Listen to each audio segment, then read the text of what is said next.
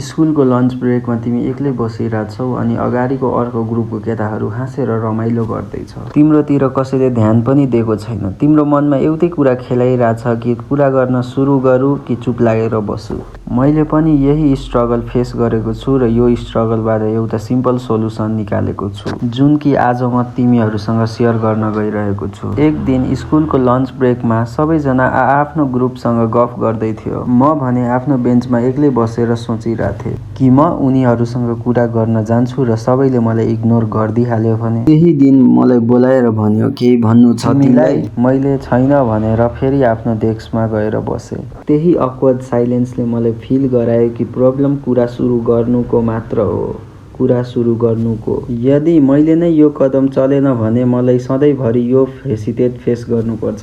त्यतिखेरै मैले डिसाइड गरेँ कि सानो सानो कुरा ट्राई गर्छु मान्छेहरूसँग कनेक्ट हुनलाई। आज मैले त्यही 3वटा सिक्रेट तिमीहरूसँग सेयर गर्छु जसले मेरो लाइफ पुरै बदलिदियो। पहिलो स्टेप इन्ट्रेस्ट देखाउनु। मान्छेहरू आफ्नो बारेमा कुरा गर्न मन पराउँछ। जब तिमी उनीहरूको नाम लिएर कुरा गर्छौ तब उनीहरूलाई लाग्छ कि तिमीले उनीहरूलाई जेन्युइनली नोटिस गर्छौ। एक दिन स्कुलको एसेम्ब्ली सकेपछि मैले रोशनलाई भने, रोशन तिमीले भन्या थियौ कि तिमीलाई फुटबल धेरै मन पर्छ अनि तिम्रो फेभरेट फुटबलरको नाम के हो? उसले भन्यो रोनाल्डो अनि उसको मुख हँसिलो भयो। नाम लिउन सानो कुरा जस्तै लाग्छ तर यसले एउटा पावरफुल सिग्नल दिन्छ कि तिमी उमाथि इन्ट्रेस्टेड छौ। तिमी पनि ट्राई गर आफ्नो कुनै क्लासमेटको नाम लिएर उसँग उसको फेभरेट सब्जेक्टको बारेमा सोध। तिम्रो कनेक्सन चाँडै इम्प्रुभ हुन्छ। अब तिमी सोच्दै होलौ कि नाम मात्र लिएर हुन्छ त? होइन।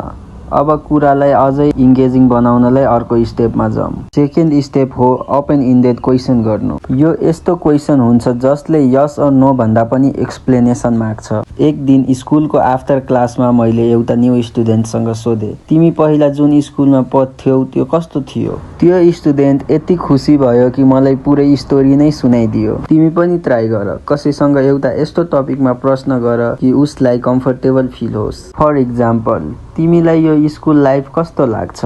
यस्तो क्वेसनहरू नेचुरली फ्लो गर्छ र कन्भर्सेसनलाई इन्ट्रेस्टिङ बनाउँछ।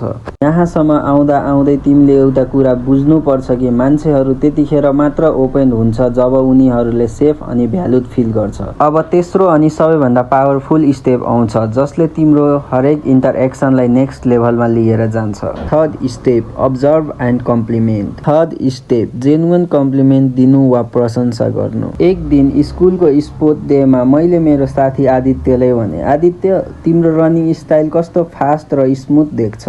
कसरी प्र्याक्टिस गर्छौ? उसले मलाई आफ्नो डेली रुटिनको बारेमा भन्यो र कुराकानी नेचुरली र धेरै मिनेटसम्म चल्यो। कम्प्लिमेन्ट जहिले नि रियल र स्पेसिफिक हुनुपर्छ। फेक कुरा मान्छेले चाँडै बुझिहाल्छ। तिमी पनि ट्राई गर। कुनै साथीको राम्रो ह्यान्डराइटिङ, प्रेजेन्टेसन वा उसको जुत्ता राम्रो छ भने उसको प्रशंसा गर। कुनै पनि युनिक स्किल छ भने उसलाई कम्प्लिमेन्ट देऊ। अनि हेर तिम्रो वर्डले कसरी कनेक्सन इम्प्रुभ गर्दै जान्छ। तिमी सोच्दै होलौ कि यो कुरा सुन्नमा मात्र राम्रो लाग्छ तर म यो गर्न सुरु कसरी गरौँ? मैले तिम्रो लागि एउटा सिम्पल ट्रिक्स लिएर आएको छु जुन कि आजदेखि नै तिमी सुरु गर्न सक्छौ। सबैभन्दा पहिलो स्टेप एउटा नोटबुक ल्याऊ अनि उनीहरूको नाम लेख जोसँग तिमीलाई कुरा गर्न हेजिटेसन हुन्छ। हरेक नामको अगाडि एउटा क्वेसन लेख जुन तिमीले उसँग सोध्न सक्छौ। फर इक्जाम्पल, के तिमीलाई मुभी हेर्न मन पर्छ?